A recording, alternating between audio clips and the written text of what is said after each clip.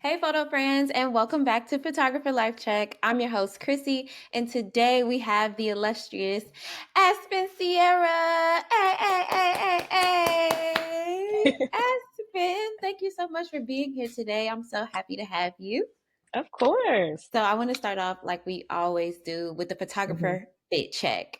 Eventually, this podcast will be in person and we can do Oh, the things, in person where we have a whole shoot. I have ideas. And, okay, I'm ready. until then, hit the email for funding. I know y'all are listening. Listen, But sponsors call until her. then, okay, hit the line. We ready. But until then, just let us know something that you wear right now. It could be hair products because I see them curls are going so stupid right Listen, now. They look so good. listen. It could be the t-shirt, jewelry, whatever you feel. Oh, well, curls wise, I am wearing Rizos curls, stronghold gel in my hair, and leave-in. But for the fit, as Beehive member, I got my 2023 Renaissance World Tour Atlanta t-shirt. Oh, Had to let the people know. yes. Had to let the people know Beehive is in the building. Don't play with her. Period. Yo, I had a whole era for Renaissance. I mean, I love that album down, but after I Listen, saw it live, it literally changed my life. no, it'll change your life. It'll do that. It literally changed my life. I was shout hmm out to Beyonce. I mean, she don't come up on the Listen, podcast enough. Truly, we love she you, don't. Beyonce. Listen, that's how it is. But okay, let's get into it. Photographer Life Check is simply the life check in for all image makers. What's going on in our life right now related to our career, our personal life, whatever it is, right? In today's Photographer Life Check, we're going to be talking to Aspen about travel, photography, and being a creator. One thing I love talking to image makers about is about the transition of their niches. And Oh, you are someone that I've been able to watch transition your niche. And of course, I don't know where you started, but that's what I want to get into today. sure. So, if you could jump us off with when you started photography, what niche were you in? And then take us up to the point around the time where I met you, the niche that you found yourself in at that moment in your life. Sure. Well, when I first started photography, I wanted to do fashion and specifically fashion advertising. I wanted to be doing like the big, Calvin Klein ad campaigns, American Eagle, do maybe a little bit of editorial, but mostly the ads that you found in the magazines. I always found those to be just so much more interesting to me from like a visual branding and psychology perspective of what about this photo made you interested in this brand or made you want to click the link, if it's an ad online or something, just to see what the brand was. So that's Mm. kind of what I started out doing. And when I moved to LA, I still wanted to do somewhat of that. But, when you're in LA, everything's very entertainment based, even if you're doing fashion. So I fell into doing entertainment, doing behind the scenes, working with different networks. And although I did love working in entertainment, there's the ebbs and flows of working with entertainment because we all know about the writer's strike. What was it? 2023 that like shut down everybody. Any production you were working on, everything was shut down. And so Everything I was feel like that done. was listen. And I feel like that year was like a time when I was trying to figure out what is it that I really actually want to do with photography. And for a few years, probably around like when the pandemic started, I was interested in traveling and digital nomadism and moving abroad, which of course still am. That's on the list. Okay, But same. I listen, got to speak it into existence. Come on. But what was it 2021 was when I went on my first international trip to Belize, which is where my mom's side of the family is from, and I knew I wanted that to be my very first international trip, so it was like almost like a homegoing kind Yeah, of that trip. is so sweet. Yeah, I'm so happy Yeah, that that was the one. yeah, I made sure I was like that has to be my first passport stamp in this little passport that I didn't have for years, like let's make sure it's that one. Then Okay, after wait. So, that, wait, for that trip, was that your first solo also, or did you go back with family too? well, I guess solo-ish. Like I went and then my family was already living there. So I guess not really Okay. solo. Like nobody flew with me or like traveled with me, but I stayed at family's house and they kind of showed me around. Beautiful. Okay. Yeah, so I did that trip. Then 2020, what was it? 23? Yeah, 2023 was when I went to Japan. And so that was my first trip in Asia. And I feel like that was really the one where I was like, okay, I think I want to shift more into travel photography. I mean, it's such a beautiful country. Everything is photogenic. So it's probably not the best place to be like, let me go be a, travel photographer because like everything looks good. Like you could shoot with a point and shoot and everything's going to look good. It's just the nature of that country. But after that Honestly, trip, Japan is that girl. it's that girl. I'm trying to go back next year. Like there's so many places I want to like redo because it was like a birthday trip. So I wasn't really trying to like shoot. But when I went, I was like, no, Mm, I need to come back and like do this justice. So 2026, if anybody want to sponsor your girl airlines, what I'm saying, okay, holla at your girl period. hotels, holla at your girl camera This brands, holla podcast at your is girl. meant. There you go. This podcast is meant for manifesting. We're manifesting all of the Listen, opportunities and new things for each other. So I'm here with you. And I haven't been to Japan yet. So also as listen. well, 2026. I mean, we don't gotta wait. There's still time in 2025. I'm just Let's saying, go. in the fall. Well, I learned my lesson because I went in August 2023, and that is like the hottest time to go. Like July, August, summer. People Um, do not go. Do not go in the summer. Like, yes, it might be a little bit, cheaper, but it's because it's hot. I did not realize the okay. climate of Japan is like very. They operate within like extremes. It's very subtropical. So when it's Mm. hot, and when it's cold. Which I didn't realize it snowed there. It snows in Oh, Japan, but I guess I like don't think I knew that northern either. Japan. Well, when I looked Okay. on the map, Japan is like a long chain of islands. So as you get further up north, it's like close to Russia, which I did not know. Which is Oh yeah, another I reason I did love know that. travel. You get to learn more about like cultures, but also like geographically. Because growing up in the South, we did not learn enough about geography. I barely knew the 50 states. Girl, If growing it up in was above, America. I was like, if it was above the Mason Dixon line, I did not know where it was. Okay. Listen, I was like, And Maine, where Delaware, where is that? I don't know. honestly, we can have a full episode about what we don't know as Americans. But, Listen, not today. that's a We got right. a I'm like, that's specific another topic today. podcast for another day. But okay, cool. So 2023, you start transitioning, like, okay, I think travel photography is the thing I want to do. And by now, at least just as a consumer of your work, watching you grow, watching you transition, it seems like at least now full time you're doing travel photography and a photography creator. Is that correct? Oh Or yes, definitely the niche. stamped in? Yes, definitely. Okay. I've fully, and that honestly was kickstarted because of Black women photographers last year getting the Hey, grant to be able to fund my Iceland trip. Like that was really what like come kickstarted me on. to believing like, okay, maybe people really see me out here as like a travel photographer and that this is something I could do. And that was just such an amazing trip. I'm also trying to, spin the block on Iceland and go back because now that I know how to better photograph the Northern Lights, I want to go back and kind of redo it and like really do it justice. I feel like that was my like learning trip. And now that I have a little more Mm. experience, I know exactly like what I want to do, where I want to go, kind of how I want to, shoot my images and like corresponding video content. Girl, you gotta put me on because Iceland been at the top of my list for Well, let's go. years. Let's go. Yes. Trust me. There's so many things I want to try and do in Austin in Iceland. But I'm gonna pull up your website. If you're watching or listening for the first time, we always pull up our guest's website or Instagram so we can see the work that we're talking Oh about yes, as pull we're it going through up. it. I just updated it So, this month, so it's got all the new hey, stuff on there. perfect. Period. I was like, see, I So was while I prepared. pull it up, exactly, you came ready, and I I appreciate that. came ready. So while I go through this, can you talk about some of the things you have to do to prepare to get booked? Like, how did you build your portfolio out before you got your first booking? Ooh, and this is something that I'm still learning and like building out today, but Okay. I think it's honestly just like putting yourself out there. I was saying, before I really started getting into travel photography that, I was a travel photographer. I was LinkedIn is my homegirl. Like I'm always posting my work on there, telling other people like this is what I do. So that way people Oh, to kind of keep me top of mind that this is what I'm working on. So it's like people that have been following me for LinkedIn. years have seen the change and that like, oh yeah, you are a travel girly. Like, Nice. Okay, so boom, speaking it into existence first. mhm. LinkedIn is the one that always falls off the track for me. People like sleep on Um, LinkedIn because the people that are I, trying to hire you on there, they're not on Instagram.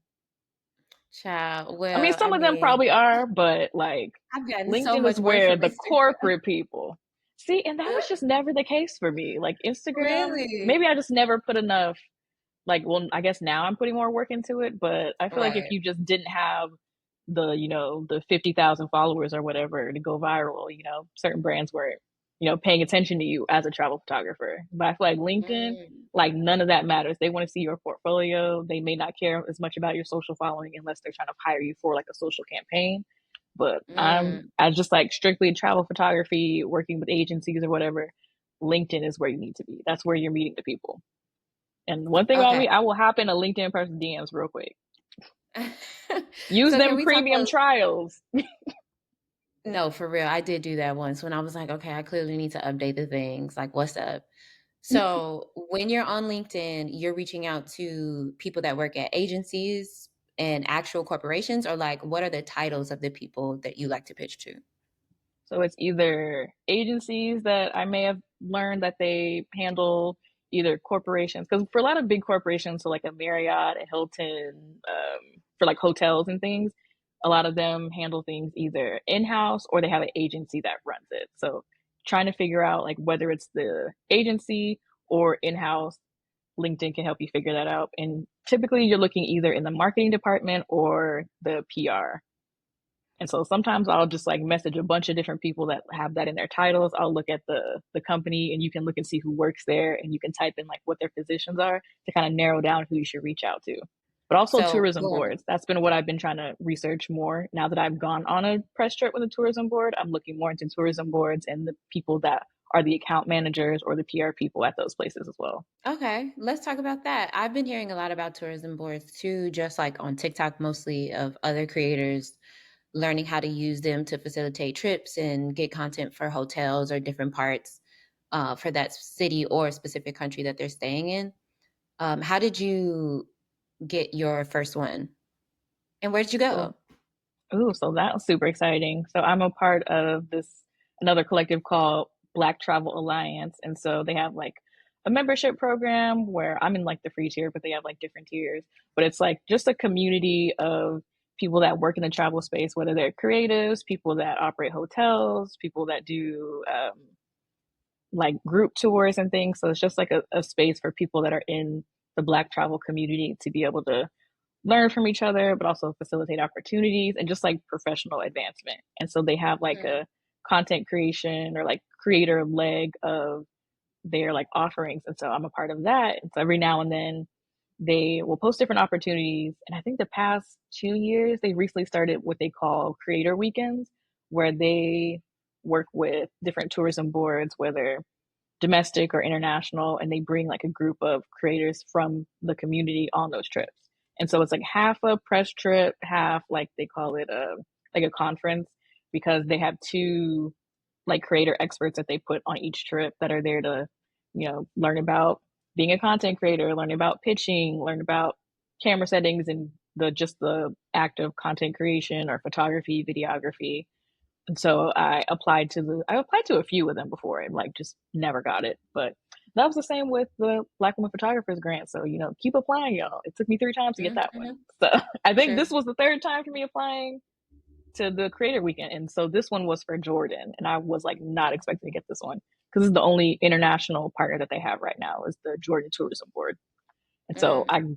when I found out I got this one, I literally screamed at my house, like did a cartwheel, and I was like, "Oh crap!" I got Yes. like, I got like, it was really 2 weeks before the trip, so I had to like Oh, literally hurry up and tell my boss, like, "Hey, like because my job got unlimited PTO, amen, hallelujah."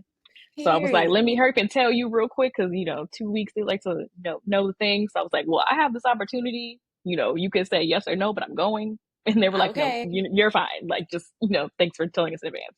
And I was like, "Yes, because I am definitely going. A all expense paid trip to Jordan, and all I gotta do is do what I would have done anyway if I went on my own dime. Like, say Hello? less, say less." Yes.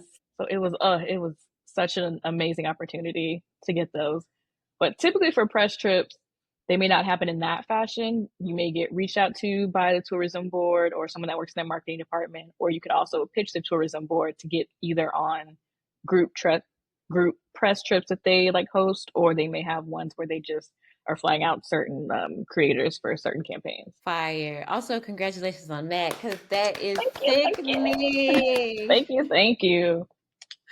I went over to the PAX Light one because you mentioned living nomadically, which is also something that I'm interested in. And Mhm. I also follow PAX Light. Oh, she's Is did amazing. She was also Isn't the she beginning so of, I say, my awesome? like travel photography general was like that. That was before my Japan trip. So that was my first Okay, time working with amazing. an influencer, like being their photographer on their press trip. Okay, can you talk about that being an avenue into travel photography and like how that relationship worked? Oh, definitely. So for travel photography and just like now these days, like travel content creation is, the big thing. Video, money, hand in hand these days. So a good way to get in with doing some of these different trips is to partner with, travel influencers in the space or travel writers. But I would say probably more so travel influencers because like video is like the big thing right now. Right. TikTok, Instagram, YouTube, like that type of stuff. So partnering with someone that's either already going on a press trip is a good way to kind of get in and like build your portfolio because this was definitely a portfolio building experience. Like getting to go to Moab, Utah was definitely not on my list, but with Jeep, I was definitely gonna say yes. Okay, absolutely. Love And a they flew Jeep both of us also. out. Right. They flew both of us out. We got to ride in Jeeps. I was like taking all her like photo and like some of her short form video content. And so this was before I really started to get into short form. So it was a good like kind of learning experience for me, like on the fly, being, when she is my client, but then her client is Jeep. Okay, beautiful. So that's really cool to understand that, boom, we could try tourism boards, groups like the BTA, Mm-hmm. which is Black Travel Alliance, right? Yes. Or working directly with the influencer. Yes. Perfect. So, can we talk a little bit about this one that you did with Black Girl Sunscreen in Park City, Utah? How did this experience come about? Ooh, yes. So that one, it was actually when I was an in-house photographer for them back in Hmm. Oh, yeah, I remember 2022. that. Yeah. Yeah, so I was working with them in-house, and so this was a mix of a work retreat, but also we were working with other brands that like sponsored us. So like North Face, and I think it was Athleta that sponsored us for different clothes and things that we needed. So I was creating content for the different sponsors that we worked with, but also just for our own campaigns because we were launching which sunscreen was it? I think it was the hybrid sunscreen at the time. So we were shooting some sunscreen there because we also wanted to share the importance of wearing sunscreen even in the winter Mm, because sunscreen, the UV rays are year round. Just because it's not warm anymore doesn't mean you don't need sunscreen. And that's one hill I exactly. will die on as a diehard skincare girly. Yes, and I got on my Black Girl Sunscreen right now. I love that sunscreen. Period. The Listen, kids because I one. saw a couple people got sunburnt out there, which it never dawned in my head. Like I knew you need to wear sunscreen year round, but realizing because the snow, the UV rays are reflecting off the snow, so it's almost more harsh of Like rays. harsh. But Yeah. right, but because it's not warm, people don't think that I'm supposed to wear it. Like sunscreen is not just for the summer, y'all. Every day. We All do not have our year grandparents' round. ozone layer, but don't get me started. Exactly. Please remember, it's not the same out here. This a different sun. This Listen, a this different is earth. not our ancestors' ozone. Okay. You can blame your government for Okay. that. Truly. So I wanted to know, are there different types of travel photographers? Like, are there subgenres within this niche? I would say so. And I guess it depends. Because there are people that do more like nature under travel photography. So they're shooting, in different maybe national parks or just more of the natural elements. Some may be more into wildlife. Some may do more kind of like what I am working on doing and doing a little bit of now is working in the hospitality sector. So with Hmm. hotels, boutique hotels, Airbnbs, hostels, like I've shot those. And now I'm actually have a trip coming up next month where I'm going to Medellin, Colombia, and I'm working with the co-living space to shoot their space Mm, to help, for digital nomads to know that this space is here. So there's a lot of different things, especially just in the okay. hospitality space to shooting those type of things. And it's not just, the interiors of the space. It might be, activities that they're doing around the space. So definitely more so in like the marketing realm. So that way people know these are things that you can do when you're in Medellin. It's not just, oh, we have our co-living space here for you to stay at. Here's all the different activities. It's very like, like lifestyle, I'd say. Okay. So, in an example like that, which also congrats on the next one. Yes, yes, Yeah, thank you. yes. Thank you. So, an example like that, are you pitching the itinerary? Are you pitching like, hey, I would love to photograph the interior, the exterior, and things to do? Or are they offering a package of like, here's what we want? It's a mix of them. So for the Columbia opportunity, that one, they were looking for, people in the content creation photography space. And so I'd reached out to them about either, doing content creation, but they had actually filled up all the slots for their content creators. But when they saw I was a photographer, they're like, well, we actually need photography of this particular location that we have of our different co-living spaces. So that's how Nice. that partnership came to be. But also just a lot of pitching as well. So I've been pitching different hotels, different hostels, just different hospitality places in wherever my destination is. So I'll try to do it either maybe like a month or two ahead of time just to like give them time to answer or, to cover all my bases of the different hotels that I can reach out to. So if I have a trip coming up, so that way it's like I'm kind of already in the area. I feel like it's a little easier to get some of those partnerships on the Hmm. fly. But if it's like a larger campaign, like let's say with like a Marriott, those are kind of built out months in advance. So those are just, I'd probably say those are a little bit different. Okay, cool. And you mentioned the creator side of this being a travel content creator. Right. I'm very curious to learn what your relationship is to content creation. Some photographers have fully gone into it and feel good about it, and then others are like, I don't make content, like I make images, I make art. What's your relationship to content creation? How do you feel about it Oh, right now? this is something that I'm definitely trying to figure out because I'm definitely one of those where I'm like, I don't make content, I make, art and that kind of stuff. But I feel Yeah. like now it's almost like a package deal with these different brands. Oh yeah, that's my other page. So this is my like beauty travel page. So it's Oh, should I use a different definitely, one? well, no, this one works too. Well, because I Okay, do cool, cool. beauty and travel on this one, and then my photo page, I'm starting to integrate more of the like behind the scenes travel stuff. So I'm like cross posting on both pages. So Okay, it's cool, just cool, this cool. page has more like beauty stuff, so people see like, oh, these are the other things that I like with travel as well. But for content creation, that one is just I'm still figuring out how I feel about it. Like I'm kind of doing it as a way to document my travels and show people, the different things that I'm doing, but I don't feel like I'm a here's 10 things to do in such and such place. Like I feel like there are Yeah. people that do that really well and like they like to do that. But for me, I want to talk about different aspects of travel or just more so like what interests me about travel, whether it's beauty, whether it's culture, whether it's different elements of finding, other Black people when I go to places like Black diasporic travel. Like I'm probably going to the Black Travel Summit, which is put on by Black Travel Alliance this year. And Mm, so they have a large, African diaspora in Brazil. So it's in Rio. And so just those type of things are what interest me about travel and what I would want to create content around.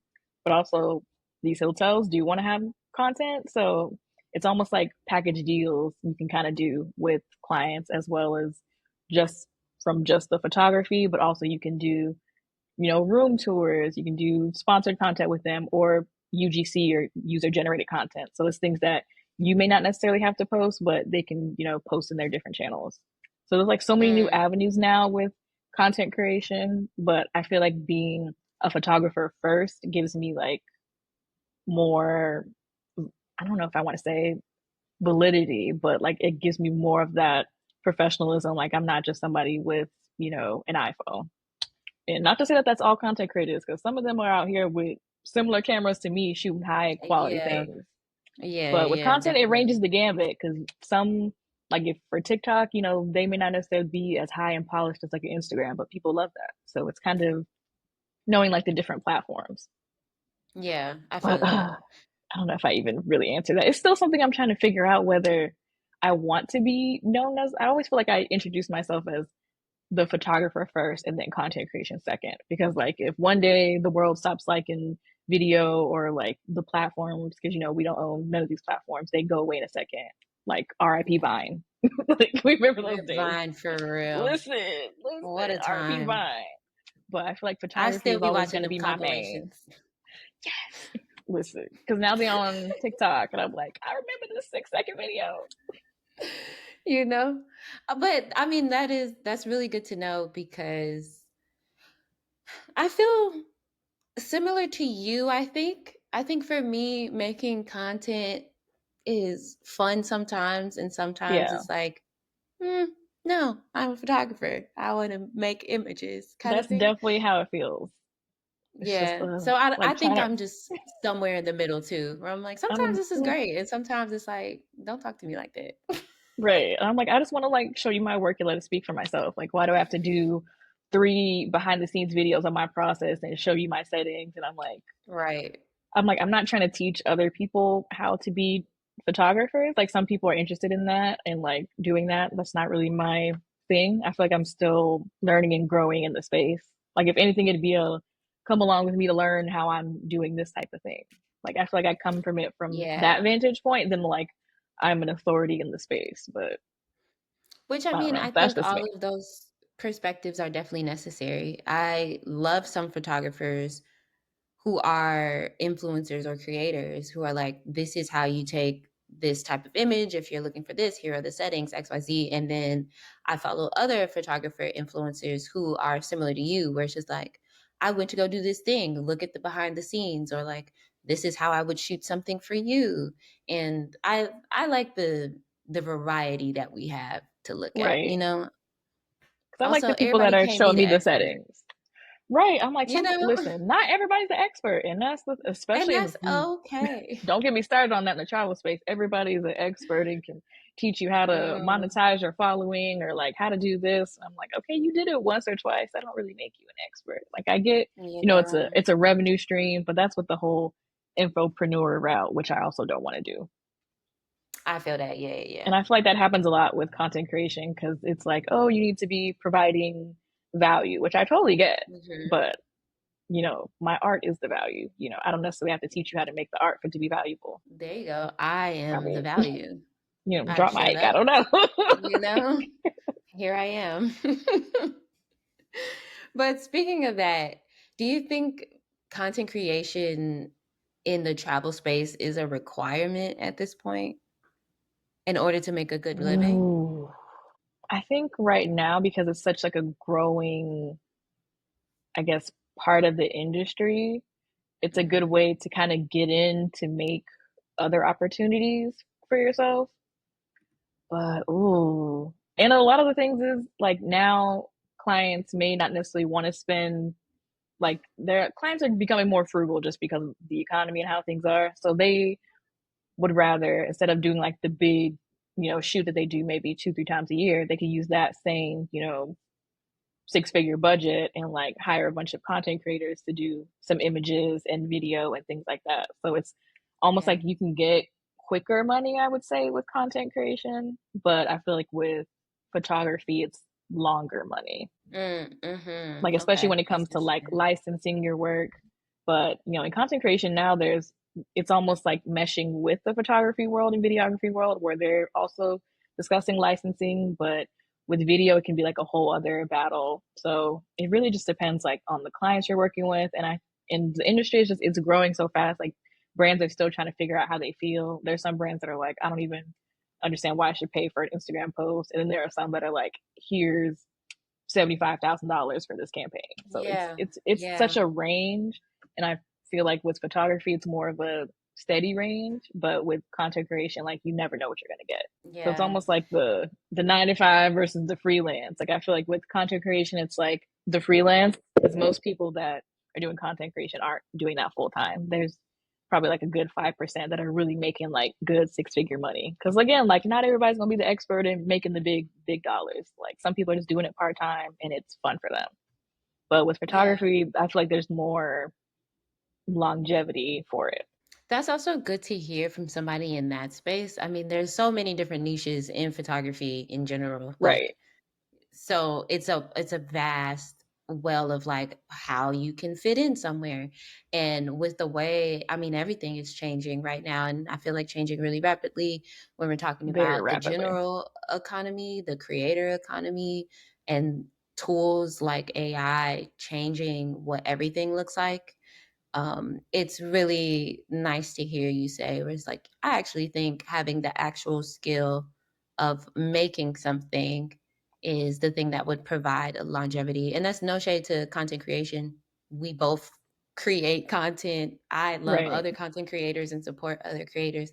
But yeah, just thinking about, the time that it took to for us to refine our skills as photographers to hear Right. longevity, at very least in the niche that you're in, is nice.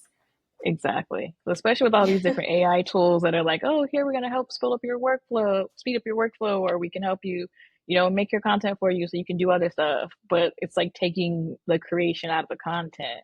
And then it's like you can kind of see who's in it for, to make the quick buck because this is, the new money making thing, or the people that like really enjoy the art of making content, or, the art of Hmm. photography or videography. So I feel like even with AI, like depending how people use it, it can still be used to just enhance your workflow versus like take over you as the creator. Yeah. And it's so funny you say that too. I was actually making a video today for TikTok about how actually, like, there are ways that AI isn't as helpful as it seems to be. And it was Mm-hmm. about the podcast. Some of the software that I use has an option to use AI to edit clips for socials. And initially I was like, oh, great. Like, that's one thing I don't have to worry about if I can rely on these edits. Right. And what I found that is that it kind of took the humanness out of the Mm. clips, where specifically thinking about like if there were high highs in the audio, it would cut them out. But typically all the high Oh, highs are when people are laughing. right. And Or so I'm having like a like, funny moment. oh, right. And I'm like, that's the whole joy of the clip. And just thinking about how sometimes these tools actually are creating more work for us. And it is best to just be able to know how to do this work ourselves, or to Exactly. pay somebody to do the work is way simpler sometimes than relying on AI. And, I use AI in other ways. It's fine. But, just picking and choosing, I think, is probably the healthiest choice in being a creator. Exactly. Because AI is only as good as, the information that's been fed into their system. So, it can be very hit or miss when it comes to just being a part of my creative process. Like even the AI tools in like Adobe, it's like I'll be like, oh, generate this background. But sometimes if you're too literal, I had one time I was like, generate a baby blue background for like this product photography thing I was doing. And it literally put like blue babies on the background. I was like, okay, Oh, maybe I was like, maybe, this was the early ages of like the generative fill of Adobe. And I was like, I think they've gotten better, but sometimes you can't be yeah. too literal with them. But I'm like, if I told a person that, they would know exactly what I And I mean, that's such a good example. And I love Adobe, obviously, as a photographer. I use Lightroom, Photoshop, and the rest of the creative suite. But the generative fill was one of those things that everybody was like, oh my God, no, or oh my God, this is revolutionary. And the types meant. of things I wanted generative fill to do for me, which was like expand the background, like just make that quicker, Right. it would be like, no, or like remove this arm in the background and it'll think I'm like Right. asking for something weird or like against guidelines. And I'm like, this is Mm-mm. harder than it needs to be. Right. I'm like, I'm spending too much time trying to like get generative fill to generate the things. And I'm like, you know what? I just need you to spot I could remove have these just, little things. Like, I I could could have have just just did this did that myself. myself. Right. I'm like, I already know how to do this in Photoshop. Like, why do you want me to press this button? For real. But yeah, I mean, the tools are learning, which, we'll see what happens with it. Yeah, Lord, we'll see. We'll see. But I want to pivot back into pitching and creating these partnerships because I would love to know if there are any specific, like, really good questions that you like to ask when you're in conversations with these companies or, marketing teams so that people know how to set up themselves when they're trying to book something for themselves.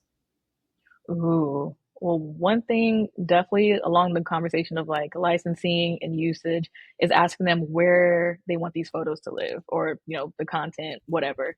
Like, are these going to be on social? Are these going to be in email newsletters? Like, how long do you foresee this content living? Like, is this going to be on a billboard? Because, that could, expand the cost of like how much I should charge you for this, or if this is just going to Mhm. be, a social campaign.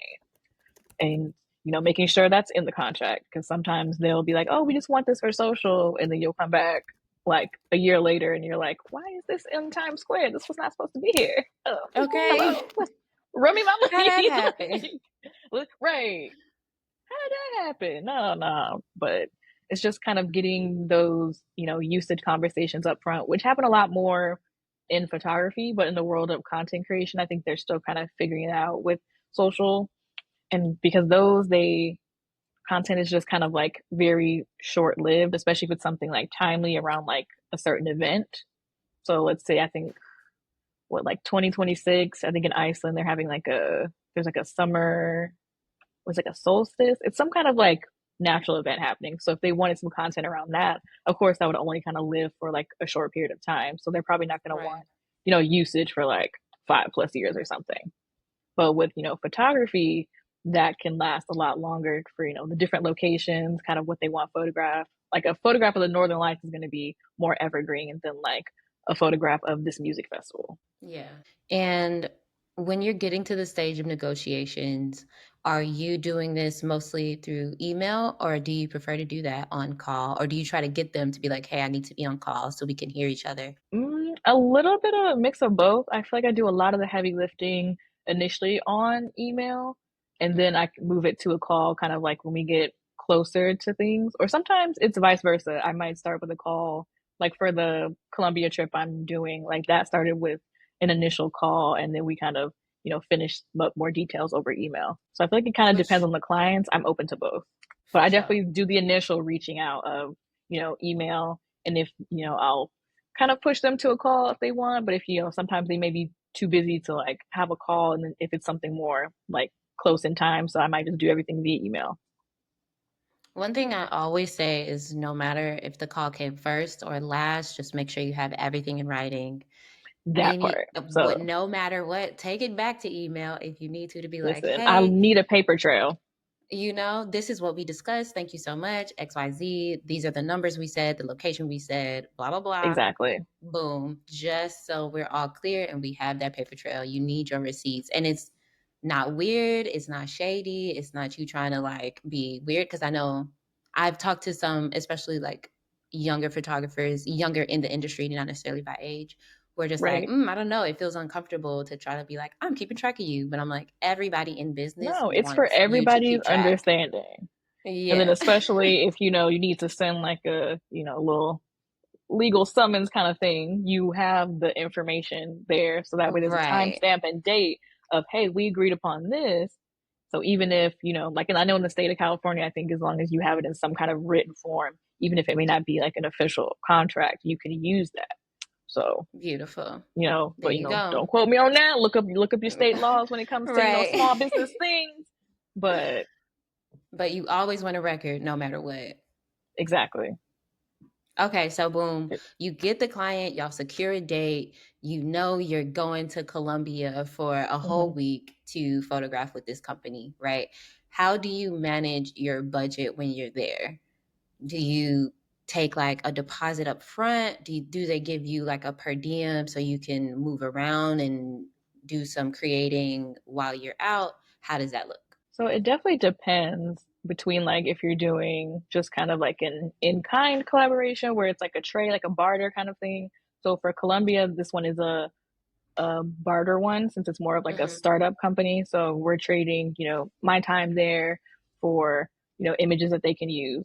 But in other situations, like maybe on like a press trip, like they're paying for everything. So like food, hotels, lodging, that kind of stuff. Or even if I was being flown out to like shoot at a hotel, they're paying most of those things. It may either have a per diem or you could either expense out kind of what you were, any like food costs or anything that you need. But I would definitely have like at least a deposit up front. Like no matter what type of genre I'm shooting, I'm getting a deposit. Amazing. Especially with And travel. I'm like, y'all not about to have me in this foreign country with no money. Y'all crazy. okay, no, for Listen, real. anything And can happen. I prefer 50%. Thank you so so much. Oh yes, absolutely. Speaking of which, I love that you brought up in kind because I want to talk about what that looks like. So, if you're doing Mm-hmm. a trade in a barter like that with a company, will they still cover the cost for your flight at least, or will they offer you a room so you can be there for a couple days? How does that look, or what is that looking like for you if you want to use this specific example? Oh yeah. So for collaborations, I feel like a lot of times with at least hotels, and just in the hospitality space, they will offer like certain amount of stays, certain amount of night stay, and like whatever the accommodations are. So for like this Columbia one, it's a week in their property. So, or like for some of the higher end hotels, it might be like 2 or 3 night stay in exchange for either photos, videos, whatever kind of they're looking for their marketing. Okay, beautiful. I really appreciate that you brought that one up. I think sometimes folks are afraid to say what we do for free, thinking that Hmm. like only people then after hearing that will think, oh, you could do this for free too and this for free too, which is a fair concern. But I think Right. it's just the reality of creating anything. It's like sometimes you put in a little free work and then you build up your portfolio to get the jobs that will pay you well. Exactly. And in the travel space, a lot of it is these kind of partnerships, kind of in kind things, but I'm one of those people that like will pick and choose things that, either I need for my portfolio or it's like I want to go to that location. I have not been to Colombia, so when I saw this, I was like, this is perfect.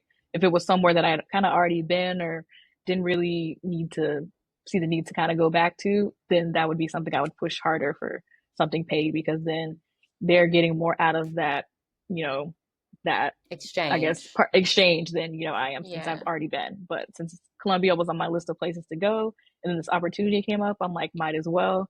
And because this is a growing startup and they have multiple locations, this will open the door for me to work at and work with them for any of their other locations because they have locations in Switzerland. They're opening new ones in Peru, in Argentina, and Bali. So those are all places I want to go. So if I would love Yeah. to continue this partnership, then that takes away the free the aspect of having lodging whenever I go to those places.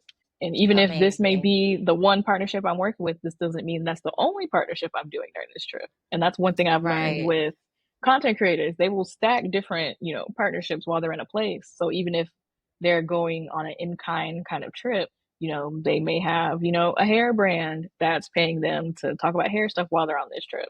Or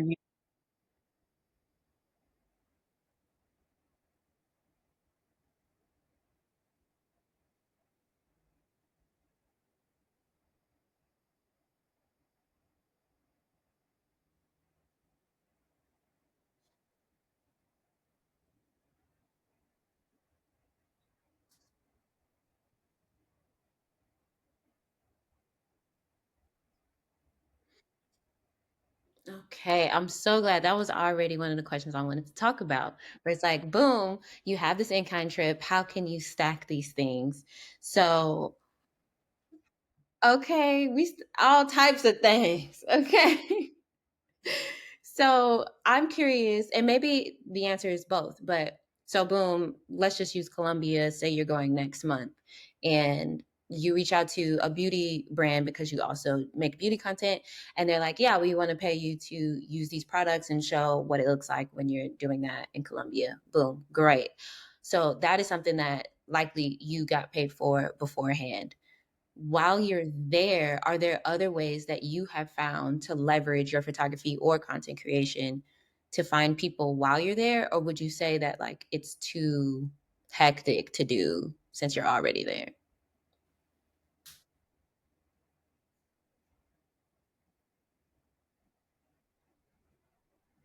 Okay.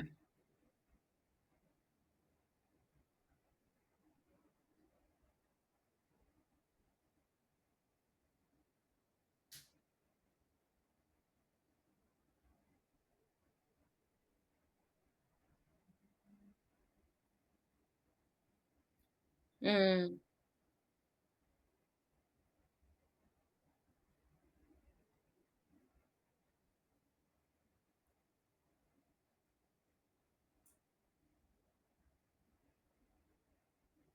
nice. Okay, cool. Do you have any Facebook groups that you would recommend?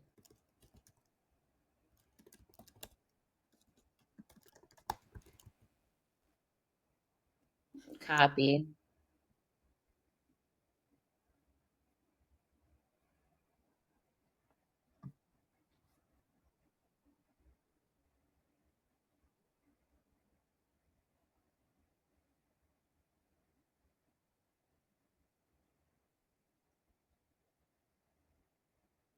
Yeah. Same. I'm only in a couple groups, but I do always hear, especially from content creators, like the Facebook groups is still where it's at. Like I know, just for the groups. That's so real.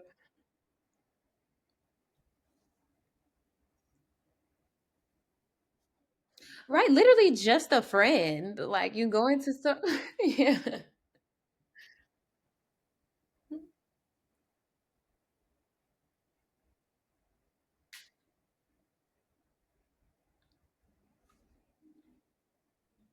Yeah.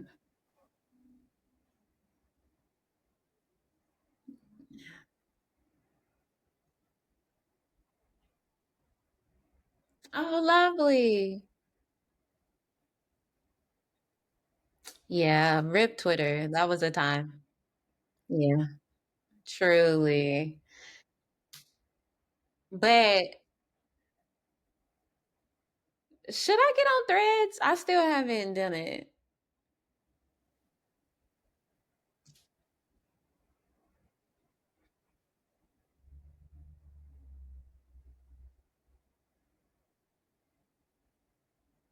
Right, okay. I don't know. I still haven't made the transition. Yeah. Right, so the timeline is jumping again, you know?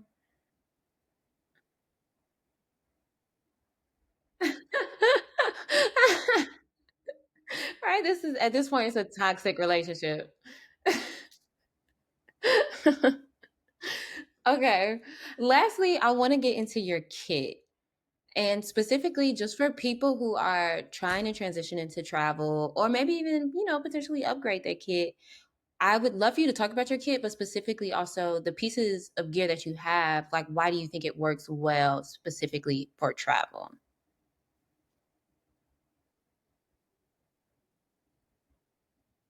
Yeah.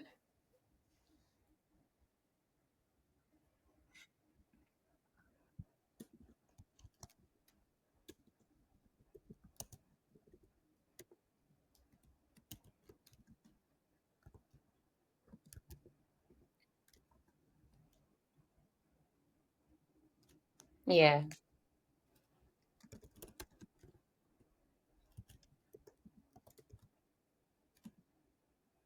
Mhm.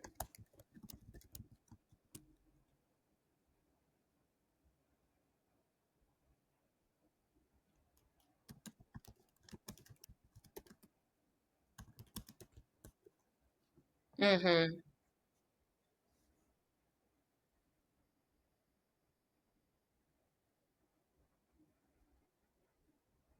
Exactly. Yeah.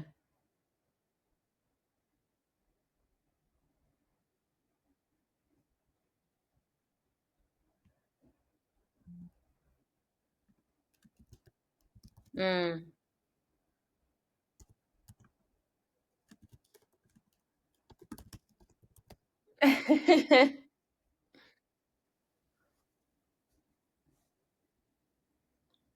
Yeah, yeah.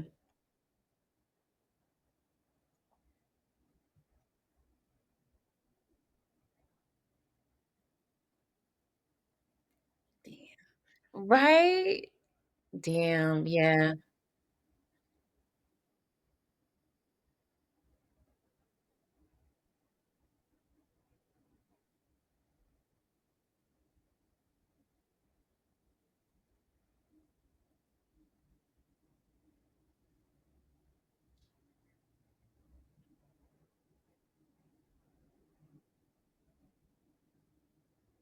Yeah, I also love how compact and discreet it can be. I mean, it is obvious when you pull it out that it's like, "Oh, this person is probably a content creator or something," but, it's small, it's light, it's almost like carrying a phone. So I feel you on that. Yeah, yeah.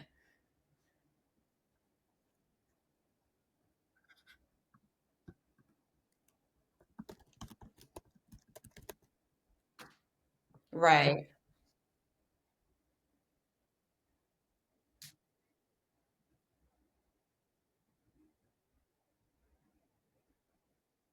Mhm. It works.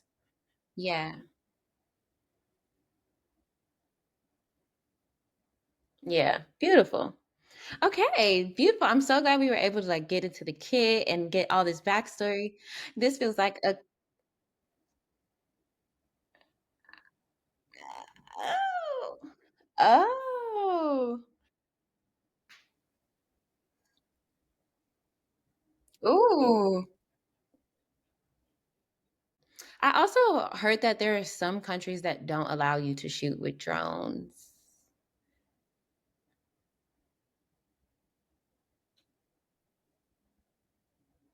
I feel that. Right. Oh. Dang, they stopping you at the airport.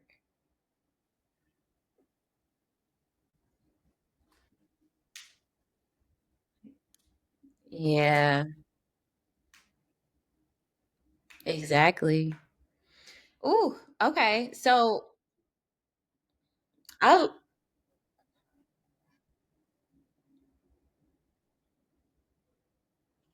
mm,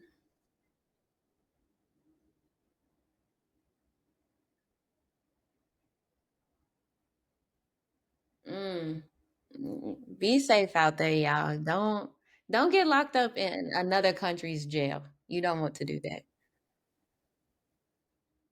at all. Like, but I'm also curious. Before we take a break, do you want to talk about some of the gear that you're excited to expand to? So you mentioned drone. Is there something else that you're like, yeah? What are the things?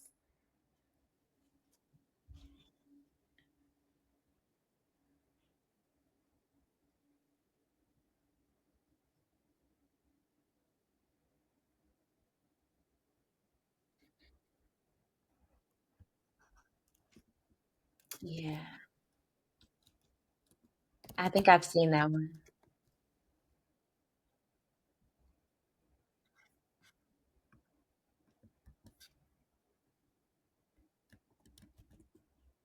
Yeah.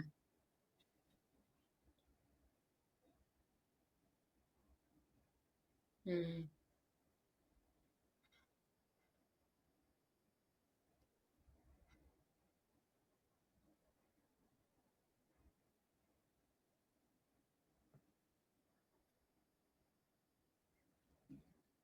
Like light poles and stuff. I've seen that.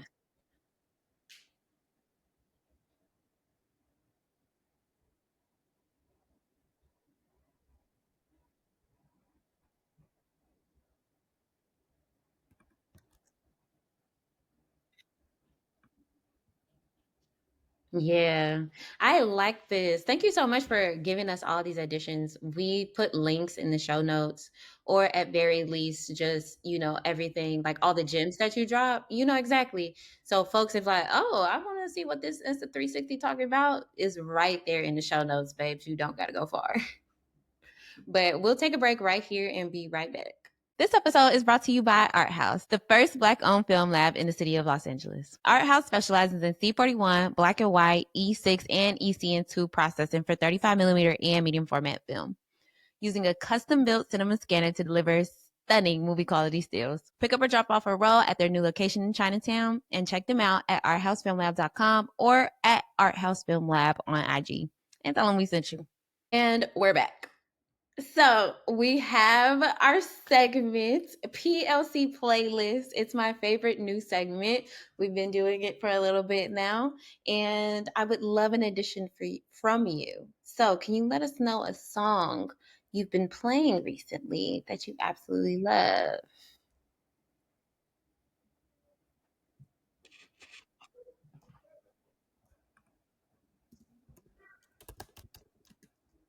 Folded? Like, yes, put us on. Yes. Okay, perfect. So for me, one honestly for the past couple days, fuck the frail shit has been my mantra. I've been saying it in my head all day, every day because of Jada Kisses. Jada Kiss, we gonna make it. Which is you def which I mean a classic. We all know this. Right, right, right, right, right. It's a classic. We all know this. We all love this. I love this song so much. One, because it's one of the top 10 ways to start a song. Fuck the frail shit with that beat going like that. Exactly. What we talking about? I'm here with you. Whatever it is, I agree. But I played it. Actually, I didn't even play it on purpose. I was at the gym and it was just in this workout. I put on a random workout playlist and it was in it and it came on. And and I'm just going harder after it came on. So after that, I'm like, yeah, this is my mantra for the next couple days. Fuck the frail shit. We outside. Okay, our next segment, photographs not taken. This one is a fan favorite, which I'm so happy about because it's one of my favorites. I'm so happy folks have like gravitated towards this segment. So, photographs not taken, if you're listening for the first time, is a photograph you wish you would have taken but never did. So, I'm curious, what's that for you? It could be during this travel era or before or any time throughout life. You know what I'm saying? Don't limit yourself.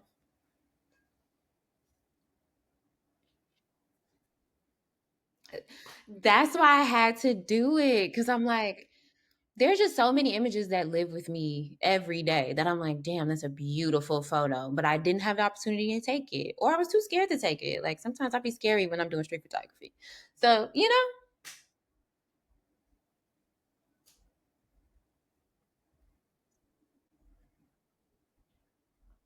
Mm,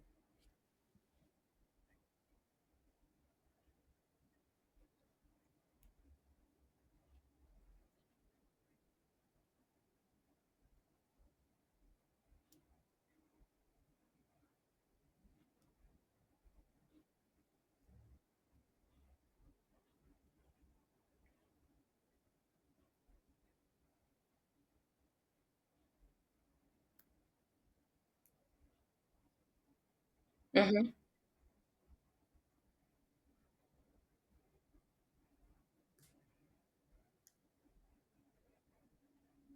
mm,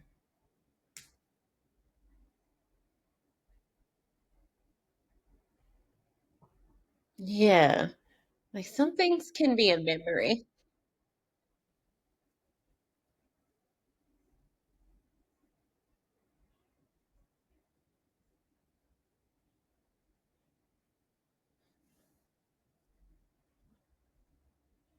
Yeah.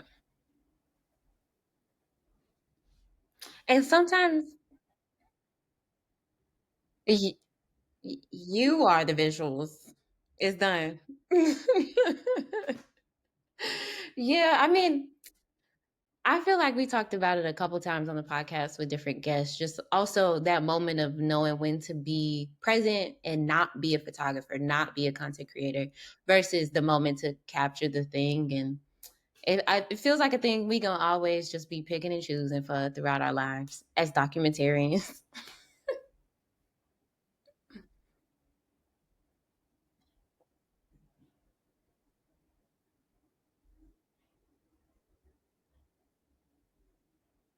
Hmm.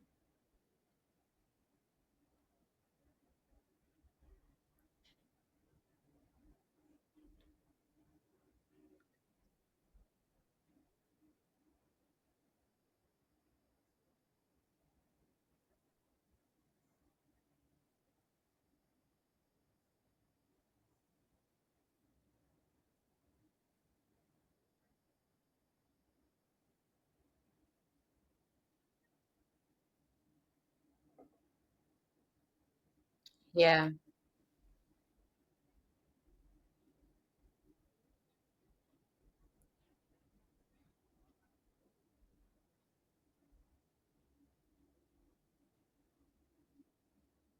yeah,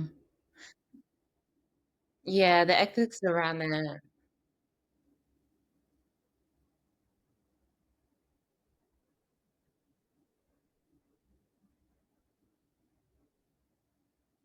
Yeah,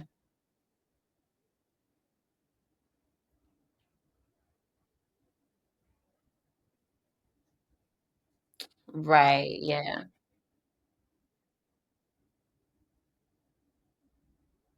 yeah.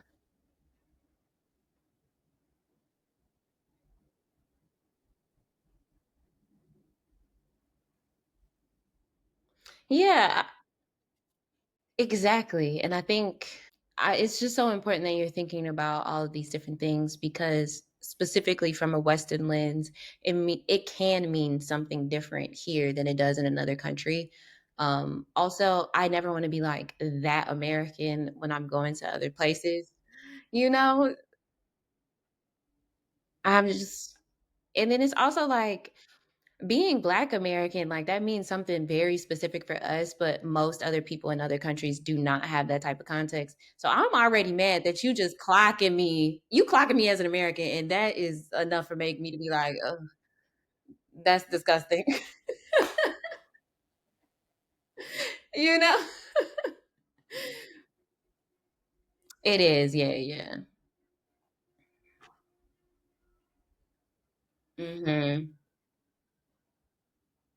Not, and so it's like it is. Yeah, it's really interesting.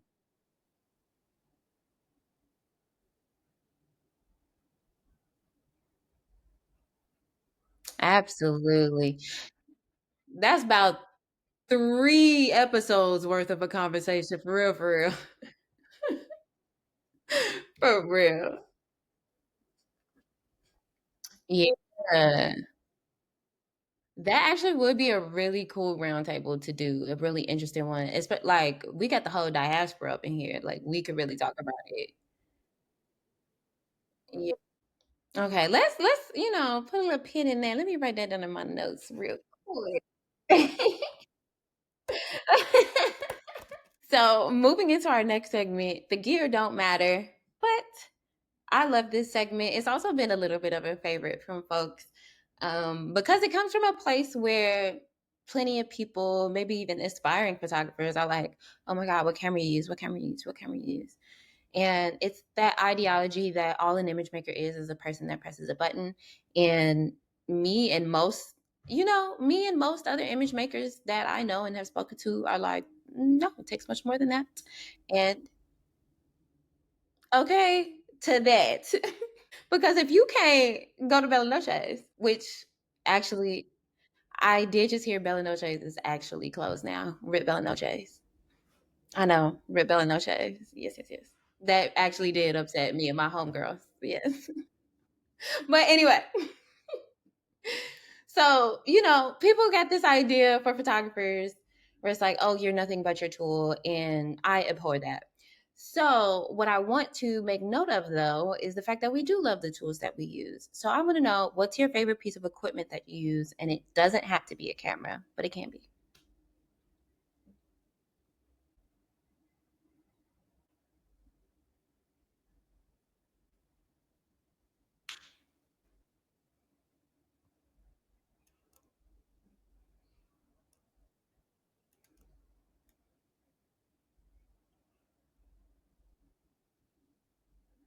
Yeah.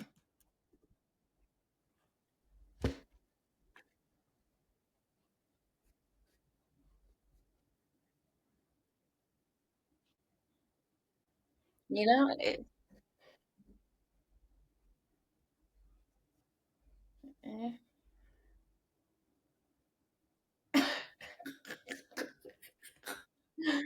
The shade.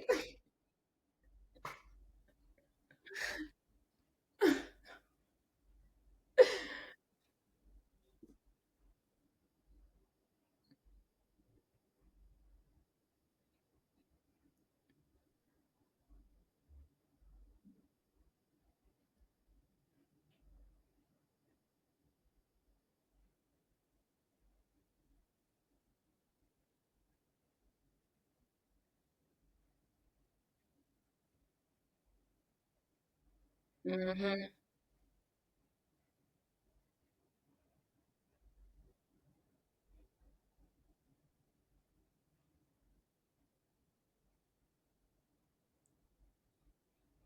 Hmm. Hmm.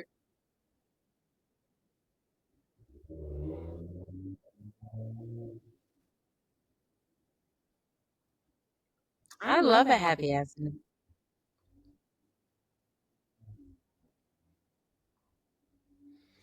Yeah.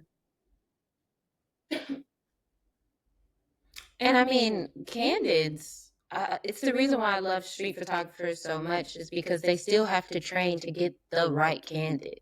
Like some of them are have accidents. Right. They know how to find the moment and see the moment and grab it before it leaves, and that's a skill. People think it's simple because you're just walking around pressing a button when in reality it's a real skill. Exactly. So, thank you. And the eye is the perfect piece of equipment. It's the one. Speaking of a decisive, okay, and we both do. Period. Speaking of a decisive moment, now is the time for you to shoot your shot. Who is somebody or a company or, corporation you'd love to photograph, work for, fly to? You know what I'm saying? Who's at the top of the list for you?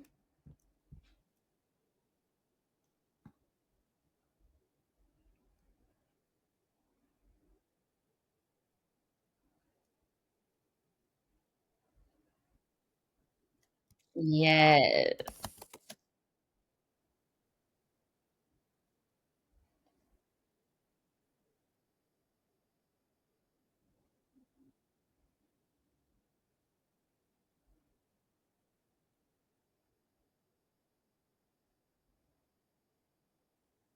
Mhm.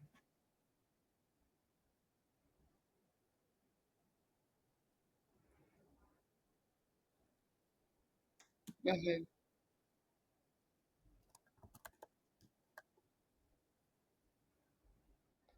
Okay. Uzbekistan. Oh, I love a dream client. Yes, yes, yes, yes, yes. So then let's start with Marriott. Delta Airlines. Yes. Delta and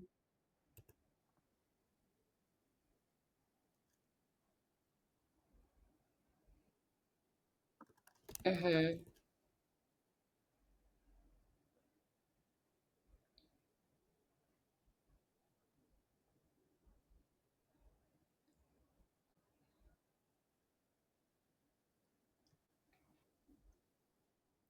Oh, Emirates. Yes.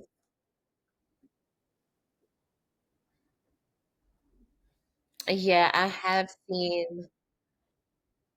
I have seen a couple content creators on Emirates and Qatar or Qatar. I never remember how you're supposed to say that, but those are some really, really nice planes, especially if you can get a first class ticket. So, Emirates, Singapore, and Delta, we need Aspen on a first class flight to all of our favorite destinations ASAP so she can photograph not only the plane and the plane experience as a content creator, but then to be able to document the city that she visits for this trip. We can make it a tour. We can all collab together. You know what I'm saying?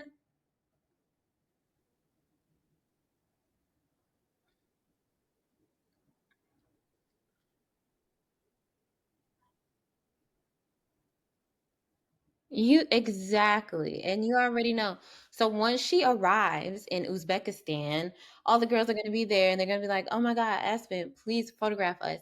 And Marriott, you're going to be like, how could I forget? You need a couple stays here. How long are you going to be here? 2 weeks? No problem. Exactly. Yes. And we're sprinkling all of the magic on that so that each and every one of these places can hit you up.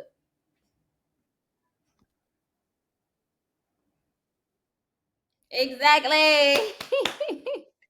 Aspen, thank you so much for joining us today. This was beautiful. You dropped some gems.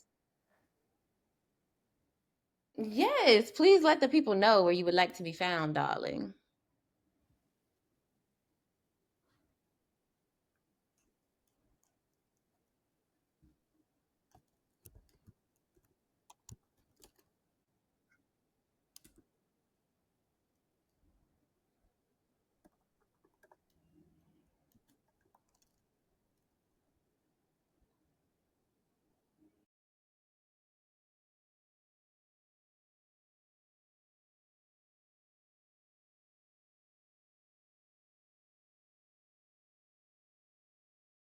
I'm actually not sure what happened there. I guess we had a little bit of a technical difficulty, but that's okay. I'm proud. Look at us. That means we're a growing podcast. And also, luckily, it was just the ending of this episode. So if you made it this far, thank you so much for listening. You get a little treat from the future. And you already know you can follow us at Photographer Life Check everywhere you get your podcast. That means Apple, Spotify, Amazon Music, iHeartRadio, wherever you tuning in. And don't forget to check in with us on YouTube, Spotify, and Instagram in particular, because that's where you can watch clips of us. And that's where we want y'all to see our beautiful guests and their beautiful work and follow along while y'all listen. And you can follow me, your host, at Qurissy, Qurissy. And we'll see y'all next time. Have a good shoot, babies.